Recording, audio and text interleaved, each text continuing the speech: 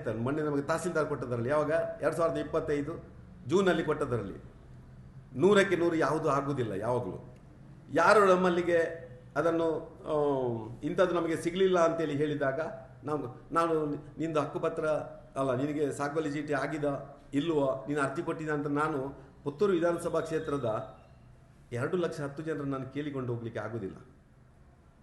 ಅವರು ಹೇಳ್ತಾರೆ, ನಾನು ಕೇಳಿದೆ ನೀವು ಎಷ್ಟು ಜನ ನನ್ನ ಹತ್ರ ಬಂದಿದ್ದೀರಿ ಅಂತ. ಸರ್ ನಿಮ್ಮಲ್ಲಿಗೆ ನಾವು ಬರಲೇ ಇಲ್ಲ ಅಂತ ಹೇಳಿದರು. ಅರ್ಥ ಆಯ್ತಾ?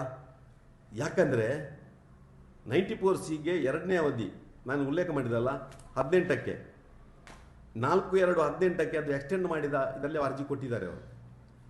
ಆ ಹೊಸ ಅರ್ಜಿಗಳು ಹಾಗೆ ಇತ್ತು, ನಮ್ಮಲ್ಲಿ ಅಕ್ರಮ ಸಕ್ರಮದಲ್ಲಿ ಇತ್ತು, ಇದರಲ್ಲಿತ್ತು. ನಾವು ಹಳೆ ಅರ್ಜಿಗಳನ್ನು ವಿಲೇ ಮಾಡ್ತಾ ಇದ್ದೆವು, ಕ್ಲಿಯರ್ ಮಾಡ್ತಾ ಇದ್ದೆವು.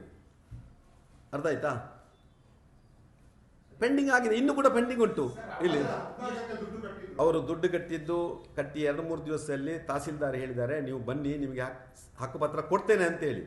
ತಹಸೀಲ್ದಾರ್ ಹಕ್ಕುಪತ್ರ ಕೊಡಬೇಕಿದ್ರೆ ನೀವು ಶಾಸಕರಲ್ಲಿಗೆ ಹೋಗಿ ಶಾಸಕರಲ್ಲಿ ಮಾತಾಡಿದ ನಂತರ ಹಕ್ಕುಪತ್ರ ಕೊಡುವ ಅಂತ ಹೇಳಿದ್ದಕ್ಕೆ ಅವರು ಪ್ರತಿಭಟನೆ ಮಾಡಿದ್ದು. ನೀವು ಅದನ್ನು ಡೈವರ್ಟ್ ಮಾಡೋದು ಬೇಡ. ನಮ್ಮಲ್ಲಿ ಕ್ಲಿಯರ್ ಇದೆ, ಅಲ್ಲಿ ಡೇಟ್ ಇದೆ. ನಾವು ಸುಳ್ಳು ಹೇಳುವುದಿಲ್ಲ, ನಮಗೆ ಸುಳ್ಳು ಹೇಳಿ ಮತ್ತೆ ರಾಜಕೀಯದಲ್ಲಿ ಓಟು ಗಿಟ್ಟಿಸುವಂಥ ಏನು ಇದಿಲ್ಲ. ಅರ್ಥ ಆಯ್ತಾ? ನಾವು ಓಟನ್ನು ಕೂಡ ಕೇಳಲಿಲ್ಲ, ಇನ್ನು ಮುಂದೆ ಕೂಡ ಇಂತಹ ಸಂದರ್ಭದಲ್ಲಿ ಆ ನೀಚ ರಾಜ್ಯಕ್ಕೆ ನಾವು ಮಾಡೋದಿಲ್ಲ. ನೋಡಿ, ಅದು ನಾವು ಮಾಡಿದ್ದಲ್ಲ, ಅಂಬೇಡ್ಕರ್ ತತ್ವ ರಕ್ಷಣಾ ಸಮಿತಿಯವರು ಮಾಡಿದ್ದು, ಅವರದರಲ್ಲಿ ಹೋರಾಟ ಮಾಡಿದ್ದು. ನಾವು ಅವರಿಗೆ ಬೆಂಬಲ ನೀಡಿದ್ದು. ನೀವು ದಲಿತ ಕುಟುಂಬ, ನಿಮ್ಮ ಭಾರತೀಯ ಜನತಾ ಪಾರ್ಟಿ ಒಟ್ಟಿಗಿದೆ ಅಂತೇಳಿ ನಾವು ಅವರಿಗೆ ಸಪೋರ್ಟ್ ಮಾಡಿದ್ದು. ನಮ್ಗೆ ಗೊತ್ತಿಲ್ಲ, ಅದನ್ನು ಅವರು ಸಾಬೀತು ಮಾಡಿ. ನಮಗೇನಂಥದ್ದು ಬರಲಿಲ್ಲ.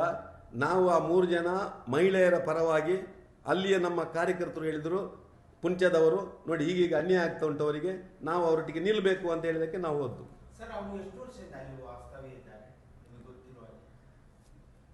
ತಹಸೀಲ್ದಾರ್ 2012ರ ನಂತರದವರಿಗೆ ಅದನ್ನು ಕೊಡಲಿಕ್ಕೆ ಆಗೋದಿಲ್ಲ. ಅಲ್ಲ, ನಾನು ಹೇಳುದು ಸಂಸದಿನ್ರೆ 2012ರ ನಂತರದವರಿಗೆ ಹಕ್ಕುಪತ್ರ ಕೊಡಲಿಕ್ಕೆ ಆಗೋದಿಲ್ಲ. ಆದರೆ 2012ಕ್ಕೆ ಮುಂಚೆ ಇರಬೇಕಲ್ಲ ಅವರು.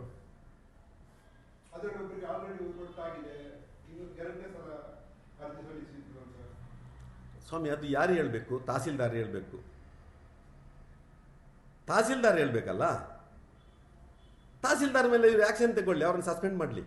ನೀವು ಯಾಕೆ ಕಾನೂನು ಬಾಹಿರವಾಗಿ ಅವರಿಗೆ ಹಕ್ಕುಪತ್ರ ಕೊಟ್ಟಿದ್ದೀರಿ ಅಂತೇಳಿ, ಸರಿಯಾ? RI ಅನ್ನು ಮಾಡಲಿ, VA ಅನ್ನು ಮಾಡಲಿ. ಸುಮ್ಮನೆ ಹೀಗೆ ಬಾಯಿ ಮಾತಲ್ಲಿ ಆಗೋದಿಲ್ಲ. ಅದೆಲ್ಲ ಕಾನೂನು ಇದೆ ಈ ದೇಶದಲ್ಲಿ, ಒಂದು ವ್ಯವಸ್ಥೆ ಇದೆ. ಸಂಜೀವ್ ಮಠಂದರು ಹೇಳಿದ್ದಾಗೋದಿಲ್ಲ. ನಮ್ದು ಇದು ನಿಲ್ಲುವುದಿಲ್ಲ. ಮುಂದಿನ ದಿನ ನಮ್ಮ ಪಾರ್ಟಿಯ ಪ್ರಮುಖರದನ್ನು ಅದನ್ನು ಮುಂದೆ ಹೇಳ್ತಾರೆ, ಕೂತಿದ್ದನ್ನು ಹೇಳ್ತಾರೆ. ಸರ್ಕಾರಿ ವಿರೋಧ ಪಾರ್ಟಿಯಾಗಿ ಏನು ಮಾಡಬೇಕು ಅದನ್ನು ಈಗ ಮಾಡ್ತಾ ಇದ್ದೇವೆ ನಾವು. ನಮಗೆ ಯಾರಲ್ಲಿ ರಾಗ ದ್ವೇಷ ವೈಷಮ್ಯ ಇಲ್ಲ. ಅರ್ಥ ಆಯ್ತಾ? ನಾವು ವಿರೋಧ ಪಾರ್ಟಿಯಾಗಿ ಏನು ಮಾಡಬೇಕು, ಒಂದು ಸರ್ಕಾರದ ಜನ ವಿರೋಧಿ ನೀತಿ ಏನುಂಟ ಅದನ್ನು ನಾವು ಖಂಡಿಸ್ತಾ ಇದ್ದೇವೆ, ಅದರ ಬಗ್ಗೆ ಹೋರಾಟ ಮಾಡ್ತಾ ಇದ್ದೇವೆ. ಇದರಲ್ಲಿ ಪುತ್ತೂರಿನಲ್ಲಿ 94C ಒಟ್ಟು ಅರ್ಜಿ ಬಂದದ್ದು. ಯಾಕೆ ಇದನ್ನು ಉಲ್ಲೇಖ ಮಾಡ್ತೇನೆ ಅಂದರೆ, 32,000 ಅರ್ಜಿಗಳು ಬಾಕಿ ಇತ್ತು ಅಂತೇಳಿ ಒಬ್ಬ ಶಾಸಕ ಹೇಳ್ತಾನೆ. ಯಾವ ಅರ್ಜಿ ಅಂತ ಅವ್ರು ಹೇಳಬೇಕಲ್ಲ, ದಾಖಲೆ ಸಮೇತ. ಪುತ್ತೂರಿನಲ್ಲಿ 94C ಅರ್ಜಿ ಬಂದದ್ದು 16,210. 9/6/2025ಕ್ಕೆ ತಹಸೀಲ್ದಾರ್ ಕೊಟ್ಟಂತ ಅಧಿಕೃತ ವರದಿ. 16,210 94C ಅರ್ಜಿ ಬಂದಿದೆ. 3,101 94CC ಅರ್ಜಿ ಬಂದಿದೆ. 101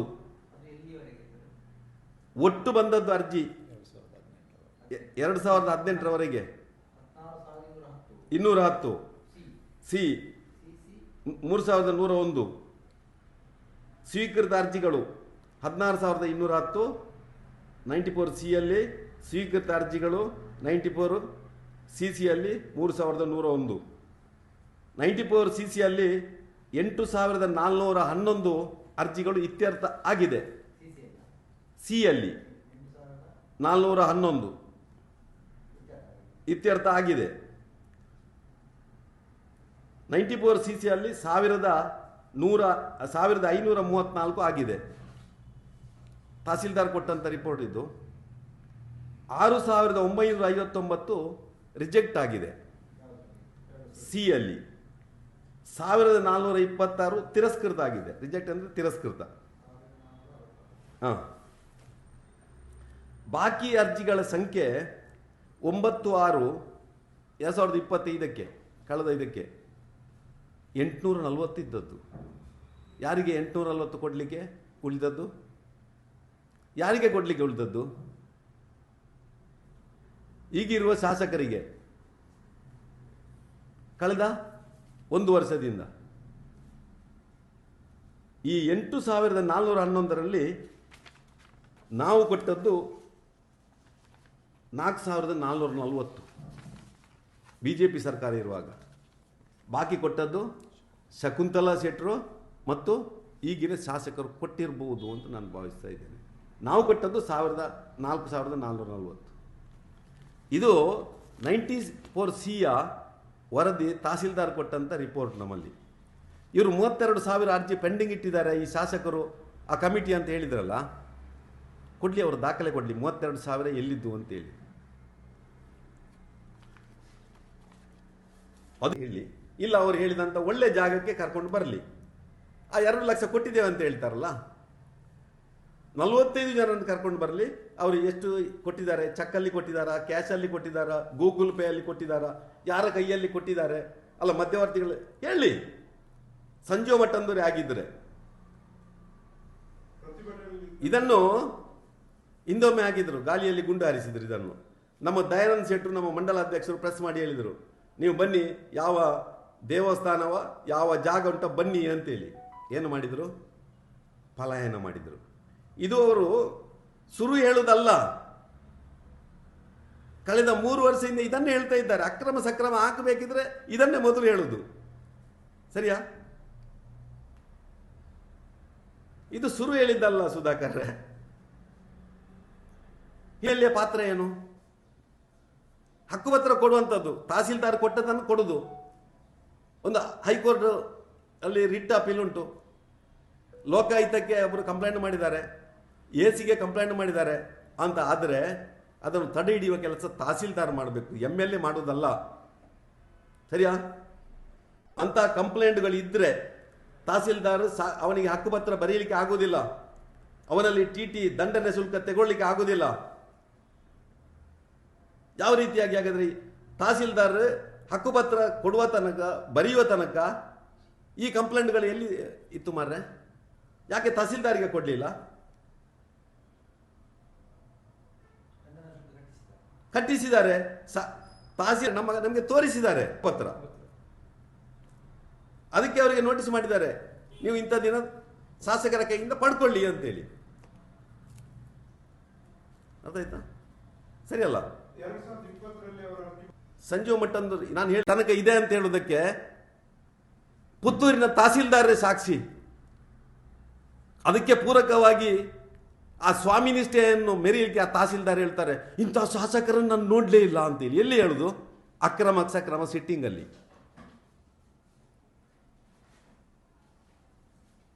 ಭ್ರಷ್ಟಾಚಾರ ಬಹುಶಃ ಪುತ್ತೂರಿನ ಕಾಂಗ್ರೆಸ್ ಕಚೇರಿಯಿಂದ ಇವತ್ತು ಆರಂಭ ಆಗಿದೆ. ನಾನು ಹೇಳುವುದಲ್ಲ, ಕಾಂಗ್ರೆಸ್ನವರು ಹೇಳುದು. ಇಂತಹ ಭ್ರಷ್ಟಾಚಾರವನ್ನು ಇಟ್ಟುಕೊಂಡು ಇವರು ಮಾತಾಡ್ತಾರಲ್ಲ, ಯಾವ ಮುಖದಲ್ಲಿ ಮಾತಾಡ್ತಾರೆ ಇವರು?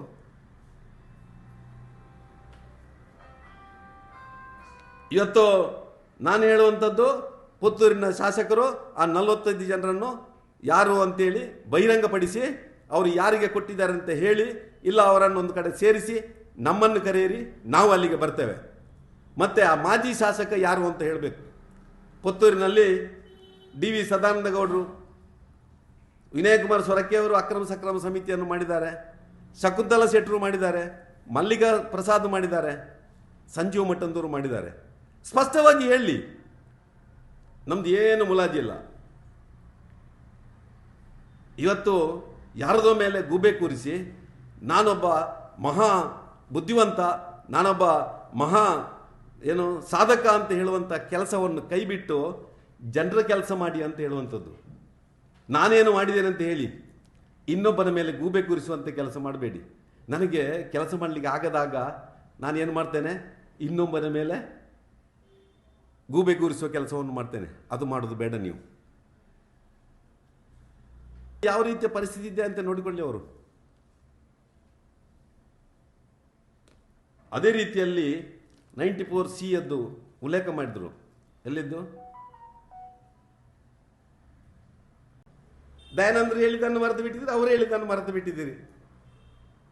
ನಾವು ನ್ಯಾಯಯುತವಾಗಿ ಅವರಿಗೆ ಸಿಗಬೇಕು ಅಂತೇಳಿ ನಾವು ಎಲ್ಲರದ್ದು ಯಾರ್ಯಾರದು ಅಪ್ಲಿಕೇಶನ್ ಉಂಟಾ 50, 53, 57ರಲ್ಲಿ ತಹಸೀಲ್ದಾರ್ ಶಿಫಾರಸು ಮಾಡಿದಾರೋ ಅದನ್ನು ಎಲ್ಲ ಮಂಜೂರು ಮಾಡುವಂಥ ಕೆಲಸವನ್ನು ಮಾಡಿದೆ. ಕಣ್ಣು ಮುಚ್ಚಿ ಮಂಜೂರು ಮಾಡುವಂಥ ಕೆಲಸ. ಅಲ್ಲಿ ಮುಸ್ಲಿಂ, ಹಿಂದೂ, ಕಾಂಗ್ರೆಸ್, BJP ದಳ ಅಂತ ನೋಡಲಿಲ್ಲ. ಅರ್ಥ ಆಯ್ತಾ? ನಾನು ಹೇಳಿಕೆ ಕೊಟ್ಟದ್ದು ಪ್ರೆಸ್ಸಲ್ಲಿ ಕೂಡ ಇದೆ, ಸುದ್ದಿ ಪೇಪರ್ ಇದು, ನಂದು ಕಟ್ಟಿಂಗ್ ಇದೆ. ಇವತ್ತು ಆ ಸುದ್ದಿ ಪೇಪರ್ನವರು ಕೂಡ ಸ್ವಲ್ಪ ಲಂಚ ಭ್ರಷ್ಟಾಚಾರಕ್ಕೆ ಒಂದು ಕಾಲಮ್ ಇಟ್ಟಿದ್ರು, ಅದು ಮಾಯ ಆಗಿದೆ ಇವತ್ತು. ಯಾಕಂತ ಗೊತ್ತಿಲ್ಲ ನನಗೆ. ಅಲ್ಲ, ಯಾಕಂತ ಗೊತ್ತಿಲ್ಲ ನನಗೆ. ಇಲ್ಲಿ ಇಂಥ ಭ್ರಷ್ಟಾಚಾರ ಆಗ್ತಾ ಇರಬೇಕಿದ್ರೆ ಬಹುಶಃ ಅಲ್ಲ, ನಾವಿರುವಾಗ ಒಂದು ಕಾಲಮೇ ಇತ್ತು ಅದಕ್ಕೆ. ಯಾವುದು? ಲಂಚ ಭ್ರಷ್ಟಾಚಾರ ಅಂತ ಹೇಳಿ.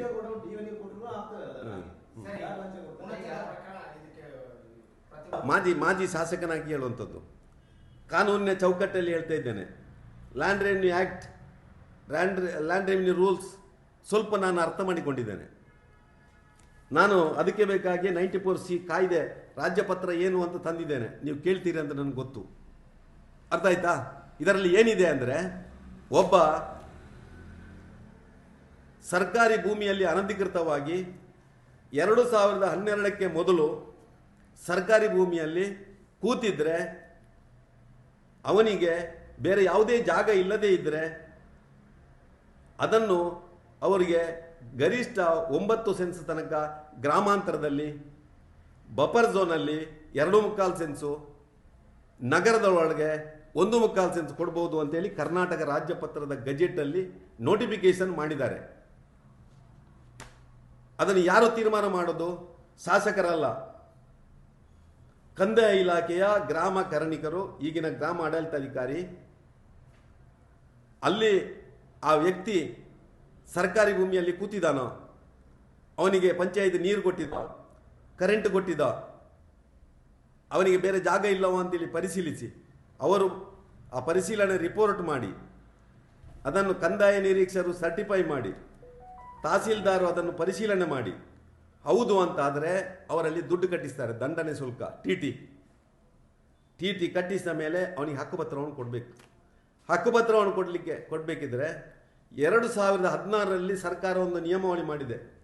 ಸ್ಥಳೀಯ ಜನಪ್ರತಿನಿಧಿ ಅಂತ ಇದೆ. ಸ್ಥಳೀಯ ಶಾಸಕರು ಇರ್ಬೋದು, ಸ್ಥಳೀಯ ಪಂಚಾಯತ್ ಅಧ್ಯಕ್ಷರು, ಇವರ ಸಮ್ಮುಖದಲ್ಲಿ ಕೊಡಬೇಕು ಅಂತ ಇರುವಂಥದ್ದು. ಸಂಜೀವ ಮಠಂದರು ಶಾಸಕನಾಗಿರುವಾಗಲೂ ಇರಲಿಲ್ಲ. ಶಕುಂತಲಾ ಶೆಟ್ಟರು ಕೊಡಿಸಲಿಲ್ವಾ? ಆರ್ಯಪ್ಪನ ಒಬ್ಬ ಮಹಿಳೆಗೆ ಸಂಜೀವ ಮಠಂದರು ಕೊಟ್ಟದ್ದಲ್ಲ, ನೆನಪುಂಟ ನಿಮಗೆ? ಎಲ್ಲಿ ಕೊಟ್ಟದ್ದು? ನಮ್ಮ ಆಡಳಿತ ಸೌಧದಲ್ಲಿ, ಮಿನಿ ವಿಧಾನಸೌಧದಲ್ಲಿ. ಇದು ಕಾನೂನು ನಿಯಮ. ಒಬ್ಬ VA, ಒಬ್ಬ RI, ಒಬ್ಬ ತಹಸೀಲ್ದಾರ್ ಇವರಿಗೆ ಕೊಡ್ಬೋದು ಅಂತೇಳಿ ಶಿಫಾರಸು ಮಾಡಿ, ತಹಸೀಲ್ದಾರ್ ಅವರಿಗೆ ಹಕ್ಕುಪತ್ರವನ್ನು ಬರೆದಿಟ್ಟು, ತಹಸೀಲ್ದಾರ್ ಅವರಿಂದ ದುಡ್ಡು ಕಟ್ಟಿಸಿಕೊಂಡು ಅವರಿಗೆ ಹಕ್ಕುಪತ್ರ ಇಟ್ಟು ಇದನ್ನು ಜನಪ್ರತಿನಿಧಿಗಳ ಮುಖಾಂತರ ಕೊಡಬೇಕು ಅಂತೇಳಿ ಅವರು ಶಾಸಕರಲ್ಲಿ ಮಾತಾಡಿ ಒಂದು ನೋಟಿಸ್ ಕೊಡ್ತಾರೆ. ಯಾರಿಗೆ? ಫಲಾನುಭವಿಗಳಿಗೆ. ಈ ಶಾಸಕರಲ್ಲಿ ಹೇಳಿ ನೋಟಿಸ್ ಕೊಟ್ಟದ್ದು. ನಿನ್ನೆ ಅವರಿಗೆ ಕೊಡಬೇಕಿತ್ತು. ಶಾಸಕರು ನಿನ್ನೆ ಮಾಡಲಿಲ್ಲ, ಮುಂದೂಡಲಾಗಿದೆ ಅಂತೇಳಿ ಅಲ್ಲಿ ಬೋರ್ಡ್ ಹಾಕಿದ್ದಾರೆ ಪೆರ್ನೆಯಲ್ಲಿ. ಅವರು ಇವತ್ತು ಮತ್ತೆ ಅಲ್ಲಿ ಕೂತುಕೊಳ್ಳುವಂಥ ಕೆಲಸವನ್ನು ಮಾಡಿದ್ದಾರೆ. ಇದು ಪುತ್ತೂರಿನಲ್ಲಿ ಒಂದು ದಲಿತ ಸಮುದಾಯವನ್ನು ಒಬ್ಬ ಕಾಂಗ್ರೆಸ್ ನೋಡಿಕೊಳ್ಳುವಂಥ ಒಂದು ವ್ಯವಸ್ಥೆ ಅಂತ ಹೇಳಲಿಕ್ಕೆ ನಾನು ಇಷ್ಟಪಡ್ತಾ ಇದ್ದೇನೆ. ಪರಿಷ್ಠ ಪಂಗಡದ ಬಂಧುಗಳು ಇವತ್ತು ಸರ್ಕಾರಿ ಜಾಗೆಯಲ್ಲಿ ಕೂತಾಗ ಅವರಿಗೆ ಹಕ್ಕುಪತ್ರ ಸಿಗುವುದಿಲ್ಲ. ಯಾವ ರೀತಿಯ ವ್ಯವಸ್ಥೆ ಇಲ್ಲಿ ಇದೆ ಅಂತೇಳಿ ಮತ್ತೆ ಹೇಳ್ತಾರಲ್ಲ, ಬನ್ನಿ ಎಲ್ರಿಗೂ ಹಕ್ಕುಪತ್ರ ಕೊಡ್ತೇನೆ, ಸಾಗುವಳಿ ಚೀಟಿ ಕೊಡ್ತೇನೆ. ಏನು ಸ್ವಾಮಿ, ಕಿಸೆಯಿಂದ ಕೊಡೋದ ಯಾರಾದರೂ? ಅದಕ್ಕೆ ಒಂದು ಫಾರ್ಮ್ಯಾಲಿಟಿ ಇಲ್ವಾ, ಕ್ರಮ ಇಲ್ವಾ? ಅವು ಅರ್ಜಿ ಕೊಡಬೇಡ್ವಾ? ಅರ್ಜಿ ಕೊಡಬೇಕಿದ್ರೆ ಅದಕ್ಕೆ ಸಮಯ ನಿಗದಿ ಮಾಡೋದಿಲ್ವಾ? ಸರಿಯಾ? ಇವತ್ತು ಇಲ್ಲಿ ಒಟ್ಟು ಪುತ್ತೂರಿನಲ್ಲಿ ಮತ್ತೊಬ್ಬರ ಮೇಲೆ ಅಪಪ್ರಚಾರ ಮಾಡಿ ಬಹುಶಃ ಇವತ್ತು ತನ್ನ ಏನು ಆ ಒಂದು ಭ್ರಷ್ಟಾಚಾರವನ್ನು ಇವತ್ತು ಮರೆಮಾಚುವಂಥ ಕೆಲಸ ಪುತ್ತೂರಿನಲ್ಲಿ ಆಗ್ತಾ ಇದೆ. ಇದನ್ನು ಭಾರತೀಯ ಜನತಾ ಪಾರ್ಟಿ ಖಂಡಿಸ್ತದೆ. ಮುಂದಿನ ದಿನಗಳಲ್ಲಿ ಬಹುಶಃ ಅವರು ಇಂಥ ಚಾಲಿಯನ್ನು ಬಿಟ್ಟು ಕೆಲಸ ಮಾಡಿದರೆ ಪುತ್ತೂರಿನ ಜನತೆ ಅವರಿಗೆ ಏನು ಶಾಬಾಸ್ ಹೇಳ್ಬೋದು ಹೊರತು, ಇಲ್ಲದ್ರೆ ಅವರಿಗೆ ಚೀಮಾರಿ ಹಾಕುವುದರಲ್ಲಿ ಎರಡು ಮಾತಿಲ್ಲ ಅಂತ ಹೇಳಿ ನಾನು ಈ ಸಂದರ್ಭದಲ್ಲಿ ಇಚ್ಛೆ ಪಡ್ತಾ ಇದ್ದೇನೆ. ಮಾಧ್ಯಮಗಳಿಗೆ ಮಾಜಿ ಶಾಸಕರು ಅಕ್ರಮ ಸಕ್ರಮ ಸಮಿತಿಯಲ್ಲಿ 2 ಲಕ್ಷ ರೂಪಾಯಿಯನ್ನು ಲಂಚ ಪಡ್ಕೊಂಡಿದ್ದಾರೆ 45 ಜನರಿಂದ ಅಂತ ಹೇಳುವಂಥ ಒಂದು ಹೇಳಿಕೆಯನ್ನು ಕೊಟ್ಟಿದ್ದರು. ಒಬ್ಬ ಜವಾಬ್ದಾರಿತ ಶಾಸಕರಿಗೆ ನಾನು ಹೇಳುವಂಥದ್ದು, ಆ ಮಾಜಿ ಶಾಸಕ ಯಾರು ಅಂತೇಳಿ ಅವರು ಖಾತ್ರಿಪಡಿಸಬೇಕು ಮತ್ತು ಆ 45 ಜನ ಯಾರು ಅಂತೇಳಿ ಅವರನ್ನು ಖಾತ್ರಿಪಡಿಸಬೇಕು. ಅವರನ್ನು ಒಂದು ಒಳ್ಳೆಯ ಜಾಗಕ್ಕೆ ಕರ್ಕೊಂಡು ಬಂದು ನಾವು ಇಂಥವರಿಗೆ 2 ಲಕ್ಷ ರೂಪಾಯಿ ಕೊಟ್ಟಿದ್ದೇವೆ ಅಂತೇಳಿ ಹೇಳಿದರೆ ಖಂಡಿತ ನಾವು ಆ ಶಾಸಕರ ಏನು ದಿಟ್ಟತನವನ್ನು ಭಾರತೀಯ ಜನತಾ ಪಾರ್ಟಿ ಶಾಬಾಸ್ ಅಂತ ಹೇಳ್ತದೆ. ಯಾವಾಗ ಒಬ್ಬ ಶಾಸಕನಾಗಿ ಅಧಿಕಾರ ಸ್ವೀಕಾರ ಮಾಡ್ತಾರೋ ಅವರಿಗೊಂದು ರಾಜಧರ್ಮ ಅಂತ ಇರ್ತದೆ, ಜನಹಿತ ಅಂತ ಇರ್ತದೆ, ಸಾಮಾಜಿಕ ಕಳಕಳಿ ಇರ್ತದೆ. ರಾಜಕೀಯ ಬದಿಗಿಟ್ಟು ಯಾವಾಗಲೂ ರಾಜಕಾರಣ ಮಾಡುವಂಥದ್ದು ಜನಪ್ರತಿನಿಧಿಗಳ ಒಂದು ಆದ್ಯ ಕರ್ತವ್ಯ. ಬಹುಶಃ ನಾನು ಕಂಡುಕೊಂಡಾಗೆ ವಿನಯ್ ಕುಮಾರ್ ಸೊರಕೆಯಿಂದ ಹಿಡಿದು ಡಿ ವಿ ಸದಾನಂದಗೌಡರು, ಶಕುಂತಲಾ ಶೆಟ್ಟರು, ಮಲ್ಲಿಕ ಪ್ರಸಾದರ ಅವಧಿಯ ರಾಜಕಾರಣವನ್ನು ನೋಡಿದ್ದೇನೆ. ಜನಪ್ರತಿನಿಧಿಗಳ ಕಾರ್ಯವೈಖರಿಯನ್ನು ಕಂಡಿದ್ದೇನೆ. ಸುಮಾರು 35 ವರ್ಷದಿಂದ ಯಾರೂ ಮಾಡೋದನ್ನು ಈಗಿನ ನಮ್ಮ ಇಲ್ಲಿಯ ಶಾಸಕರು ಮಾಡ್ತಾ ಇದ್ದಾರೆ. ನಾವು ಅಕ್ರಮ ಸಕ್ರಮ ಸಮಿತಿಯ ಸದಸ್ಯರಿದ್ದೇವೆ. ನಾವು 1 ವರ್ಷ 4 ತಿಂಗಳು ವಿರೋಧ ಪಾರ್ಟಿಯಲ್ಲಿದ್ದೆವು. ಕಾಂಗ್ರೆಸ್ ಜನತಾ ದಳದ ಮೈತ್ರಿ ಸರ್ಕಾರ ಇತ್ತು. ಆವಾಗ ಯಾವುದೇ ಕಮಿಟಿ ಆಗಲಿಲ್ಲ, ಅಕ್ರಮ ಸಕ್ರಮ ಸಮಿತಿ ಆಗಲಿ ಯಾವುದೂ ಆಗಲಿಲ್ಲ. ಆಮೇಲೆ ಯಡಿಯೂರಪ್ಪನವರು ಮುಖ್ಯಮಂತ್ರಿ ಆದರು. 6 ತಿಂಗಳು ಅವರು ಕ್ಯಾಬಿನೆಟ್ ಮಾಡಲಿಲ್ಲ. ಆಮೇಲೆ ಕೊರೋನಾ ಬಂತು, ಎಲ್ಲರೂ ಮರ್ತು ಬಿಟ್ಟಿದ್ದಾರೆ ಕೊರೋನಾ. 2 ವರ್ಷ ಕೊರೋನಾ ಇರಬೇಕಾದ್ರೆ ಬಾಯಿ ಬಂದು, ಬಾಗಿಲು ಬಂದು, ರೋಡ್ ಬಂದು, ಎಲ್ಲ ಬಂದಾಗಿತ್ತು. ಮತ್ತೆ BJP ಸರ್ಕಾರಕ್ಕೆ ಪುತ್ತೂರಿನ ಶಾಸಕರಿಗೆ ಸಿಕ್ಕಿದ್ದು 2 ವರ್ಷ. 2 ವರ್ಷದ ನಮ್ಮ ಸಾಧನೆ ಬಹುಶಃ ಇವತ್ತು ಕಾಂಗ್ರೆಸ್ ಶಾಸಕರಿಗೆ ಕಣ್ಣು ಕುಗ್ತಾ ಇದೆ. ಅದು ಅವರಿಗೆ ರಾತ್ರಿ ಕನಸಲ್ಲಿ ಕೂಡ ಆ ಮಾಜಿ ಶಾಸಕರ ನೆನಪಾಗ್ತದೆ. ಹಗಲು ಮಾತ್ರ ಅಲ್ಲ, ರಾತ್ರಿ ನೆನಪಾದ್ದನ್ನು ಹಗಲು ವಾರಕ್ಕೊಮ್ಮೆ ಪತ್ರಿಕೆಯವರ ಮುಂದೆ ಇಡುವಂಥ ಕೆಲಸವನ್ನು ಮಾಡ್ತಾರೆ. 2 ವರ್ಷದಲ್ಲಿ BJP ಸರ್ಕಾರ ಇಲ್ಲಿ ಅಕ್ರಮ ಸಕ್ರಮ ಸಮಿತಿ 1940 ಜನರಿಗೆ ಸಾಗುವಳಿ ಚೀಟನ್ನು ಕೊಟ್ಟಿದೆ. 1660 ಜನರಿಗೆ ಪಹಣಿಯಾಗಿದೆ. ಇದು ಖಾಲಿ 2 ವರ್ಷದಲ್ಲಿ. ನಾವು 2 ವರ್ಷದಲ್ಲಿ 4440 94C ಮತ್ತು CC ಅನ್ನು ಕೊಟ್ಟಿದ್ದೇವೆ. ಅಧಿಕೃತ ದಾಖಲೆ ಇಟ್ಟು ನಾನು ಮಾತಾಡ್ತಾ ಇದ್ದೇನೆ. ಇವತ್ತು ಪುತ್ತೂರಿನಲ್ಲಿ ಶಕುಂತಲಾ ಶೆಟ್ಟಿ ಇರ್ಬೋದು, ಸಂಜೀವ್ ಮಠಂದ್ರು ಇರ್ಬೋದು. ಇವರು ಇರುವಾಗ ಈ ಒಂದು 94Cಗೆ ಅರ್ಜಿ ಕೊಡಲಿಕ್ಕೆ ಇತ್ತು. 2018 ಫೆಬ್ರವರಿಗೆ 94C ಅರ್ಜಿ ಅಖೇರಿಯಾಗಿತ್ತು. ಪಡಿಸಲಿ ಯಾವ ಮಾಜಿ ಶಾಸಕ ಯಾರು 45 ಜನ ಅಂತೇಳಿ ಅಷ್ಟೇ. ಮತ್ತೇನಿದ್ರು ಮತ್ತೆ ಮಾತಾಡ್ತಾರೆ. 45 ಜನರನ್ನು ಒಂದು ಕಡೆ ಕರ್ಕೊಂಡು ಬರಲಿ, ನಾವು 3 ಜನ ಇದ್ದೇವೆ, ಇನ್ನೊಬ್ಬರು ನಮ್ಮ ಬೆಂಗಳೂರಲ್ಲಿದ್ದಾರೆ ಅಕ್ರಮ ಸಕ್ರಮ ಅವರು, ನಾವು ಬರ್ತೇವೆ, 45 ಜನ ಬರಲಿ, ಯಾರಿಗೆ ಕೊಟ್ಟಿದ್ದಾರೆ ಅಂತ ಹೇಳಲಿ, ಬಹಿರಂಗಪಡಿಸಲಿ, ನಮಗೇನಿಲ್ಲ. ಮಾಜಿ ಶಾಸಕರು ಅಂತ ಬಹಿರಂಗಪಡಿಸಿದಾರಲ್ಲ, ಆ 45 ಜನರನ್ನು ಕೊಟ್ಟವರನ್ನು ಹೇಳಲಿ, ಇಲ್ಲ ಕರ್ಕೊಂಡು ಬರಲಿ. ಬೇಡ, ಅವರ ಮರ್ಯಾದೆಗೆ ಏನು ಗೌರವಕ್ಕೆ ಕಡಿಮೆ ಆಗ್ತದೆ, ಒಂದು ಕಡೆ ಅವರ ಅದೊಂದು ರೂಮಲ್ಲಿ ಕರ್ಕೊಂಡು ಬರಲಿ ಎಲ್ಲಿಗಾದರೂ. ಸರಿಯಾ? ನಾವು ಎಲ್ಲಿ ಕೊಟ್ಟಿದ್ದೇವೆ? AC ರೂಮಲ್ಲಿ ಕೊಟ್ಟಿದ್ದೇವೆ ಅಂತ ಹೇಳ್ತಾರೆ. ಯಾವುದು ಸ್ವಾಮಿ AC ರೂಮು? ನಗರಸಭೆಯಿಂದ 45 ಲಕ್ಷ ರೂಪಾಯಿ ಖರ್ಚು ಮಾಡಿ ನಾವು ಕಟ್ಟಿದ AC ರೂಮಾ? ನಾವು ಪುತ್ತೂರಿನ ಪುರಭವನದಲ್ಲಿ 1,000 ಜನರನ್ನು ಸೇರಿಸಿ ಕೊಟ್ಟಿದ್ದೇವೆ. ದಾಖಲೆ ಸಮೇತ ಇದೆ, ನಾನು ಯಾರ್ಯಾರಿಗೆ ಕೊಟ್ಟಿದ್ದೆ ಅಂತೇಳಿ. ನಾನು ಕಾಂಗ್ರೆಸ್ನವರಿಗೆ ಕೊಟ್ಟಿದ್ದೆ, ಜನತಾದಳದವರಿಗೆ ಕೊಟ್ಟಿದ್ದೆ, ಒಬ್ಬ ತಾಲೂಕ್ ಪಂಚಾಯತ್ ಸದಸ್ಯನಿಗೆ BJP ಅವನಿಗೆ ಕೊಟ್ಟಿದ್ದೆ, ಕಾಂಗ್ರೆಸ್ ಅವನಿಗೆ ಹೇಳಲಿಲ್ಲ. ಇದು ರಾಜಧರ್ಮ ಅಲ್ಲ, ಒಬ್ಬ ಜನಪ್ರತಿನಿಧಿ ಹೇಳುವಂಥದ್ದಲ್ಲ. ಸರ್ಕಾರದ ಸೊತ್ತನ್ನು ಕೊಡಬೇಕಿದ್ರೆ ಅಲ್ಲಿ ಪಾರ್ಟಿ ಬರ್ತದಾ? ಜನಪ್ರತಿನಿಧಿ ಅಂತ ಬರ್ತದಾ? ಎಂತಹ ಹೊಲಸು ರಾಜಕಾರಣ ಇಲ್ಲಿ ಪುತ್ತೂರಲ್ಲಿ ನಡೀತಾ ಇದೆ. ಇವರು ಇದ್ದೀರಲ್ಲ, ನೀವೆಲ್ಲ ಇದ್ದೀರಲ್ಲ ಪತ್ರಕರ್ತರು, ಭ್ರಷ್ಟಾಚಾರ ಇದ್ರೆ ನನ್ನ ಹತ್ರ ಹೇಳಿ ಅಂತ ಹೇಳಿದಂಥ ರಿಪೋರ್ಟ್ ನನ್ನ ಹತ್ರ ಇದೆ. ಸರಿಯಾ? ಪೇಪರ್ ರಿಪೋರ್ಟು ಪ್ರತಿ ಸಭೆಯಲ್ಲಿ ಹೇಳಿದ್ದು ನನ್ನ ಹತ್ರ ಇದೆ. ಸರಿಯಾ? ಯಾರಾದರೂ ಸಾಗುವಳಿ ಚೀಟಿ ಕೊಡುವಾಗ, ಹಕ್ಕುಪತ್ರ ಕೊಡುವಾಗ ನನಗೆ ಓಟು ಕೊಡಿ ಅಂತ ನಾವು ಕೇಳಿದ್ದೇವ? ನನಗೆ ಓಟು ಕೊಡಿ ಅಂತೇಳಿ ಅಲ್ಲ, ನನ್ನ BJP ಆಫೀಸಿಗೆ ಬನ್ನಿ ಅಂತ ನಾವು ಹೇಳಿದ್ದೇವಾ? ಅಲ್ಲ, ನಮ್ಮ ಅಕ್ರಮ ಸಕ್ರಮ ಸಮಿತಿಯ ಮೆಂಬರಲ್ಲಿ ಬಂದು ಮಾತಾಡಿ ಅಂತ ಹೇಳಿದ್ದೇವಾ? ಶಾಸಕರ ಕಚೇರಿಗೆ ನೀವು ಬನ್ನಿ ಅಂತ ಹೇಳಿದ್ದೇವೆ ನಾವು? ಯಾರಾದರೂ ಒಬ್ಬರಾದರೂ ಇದ್ರೆ ಹೇಳಿ ನೋಡುವ. ಇಡೀ ನಾವು ಕೊಟ್ಟಂಥ ಅಕ್ರಮ ಸಕ್ರಮ ಸಮಿತಿಯ ಆ ಒಂದು ಯಾರು ಫಲಾನುಭವಿಗಳಿದ್ದಾರ ಅವರ ಎಲ್ಲ ದಾಖಲೆ ನನ್ನ ಹತ್ರ ಇದೆ. ನಾನೀಗ ಅಂಕೆ ಸಂಖ್ಯೆ ಕೊಟ್ಟೆ ಅಲ್ಲ, 1940. ಆ 1940 ಯಾರು ಅಂತ ನನ್ನಲ್ಲಿದೆ. ನಾನು ಇಂಥವನಿಗೆ ಕೊಟ್ಟಿದ್ದೆ ಅಂತ ನಾನು ಹೇಳೋದಿಲ್ಲ, ಅದು ನನ್ನ ಕರ್ತವ್ಯ. ಯಾವುದು? ಒಬ್ಬ ಜನಪ್ರತಿನಿಧಿ ಅದನ್ನು ಹೇಳಬಾರ್ದು. ಸರ್ಕಾರದ ಸೊತ್ತದು. ಇವತ್ತು ಪ್ರಚಾರಕ್ಕೋಸ್ಕರ ನಾನು ಸುಭಾಗ ಅಂತ ಹೇಳಿ, ಬಹುಶಃ ಒಬ್ಬ ಜನಪ್ರತಿನಿಧಿ ಈ ರೀತಿಯಾಗಿ ಹೇಳುವಂಥದ್ದು ಎಷ್ಟು ಸರಿ ಅಂತ ನಾನು ಹೇಳ್ತಾ ಇದ್ದೇನೆ.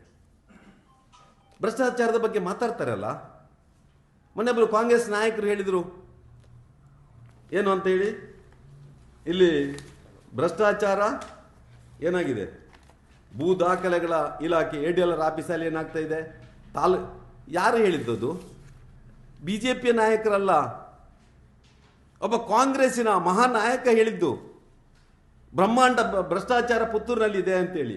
ಅದಕ್ಕೆ ಸಾಕ್ಷಿಯಾಗಿ ಲೋಕಾಯುಕ್ತ ಟ್ರ್ಯಾಪ್ ಆದಂಥ ಒಬ್ಬ ತಹಸೀಲ್ದಾರ್ 3 ತಿಂಗಳು ತಪ್ಪಿಸಿ ಹೈಕೋರ್ಟಿಂದ ಜಾಮೀನು ಪಡ್ಕೊಂಡು ಮತ್ತೆ ಪುತ್ತೂರು ತಾಲೂಕು ಆಫೀಸಲ್ಲಿ ನಿಯುಕ್ತಿ ಆಗ್ತಾರಲ್ಲ, ಇದೇ ಅದಕ್ಕೆ ಸಾಕ್ಷಿ.